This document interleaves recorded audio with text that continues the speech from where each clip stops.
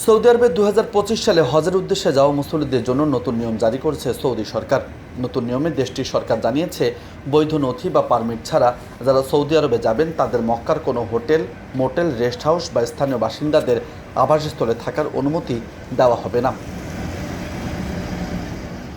স্থানীয় সময় সৌদি আরবের পর্যটন মন্ত্রণালয় নতুন এই নির্দেশনা জারি করেছে। এই নির্দেশনা ২৯ এপ্রিল থেকে কার্যকর হবে এবং হজ শেষ হওয়া পর্যন্ত চলবে। এছাড়াও মক্কার আবাসিক এলাকাগুলোতে নিয়মিত টহল দেবে সৌদি আইন শৃঙ্খলা বাহিনী, যাতে নির্দেশনা মেনে চলা হচ্ছে কিনা তা নিশ্চিত করা যায়। সোমবার মধ্যপ্রাচ্য ভিত্তিক সংবাদ মাধ্যম গালফ নিউজ সৌদির পর্যটন মন্ত্রণালয়ের বরাদ দিয়ে প্রকাশিত এক প্রতিবেদনে এই তথ্য জানিয়েছে। প্রতিবেদনে সরকারের মতে জননিরাপত্তা এবং হজের পবিত্রতার স্বার্থে এই সিদ্ধান্ত নেওয়া হয়েছে। মক্কার হোটেল, মোটেল, রেস্ট হাউসের মালিকদের এবং স্থানীয় বাসিন্দাদের এই নিয়ম মেনে চলতে বলা হয়েছে।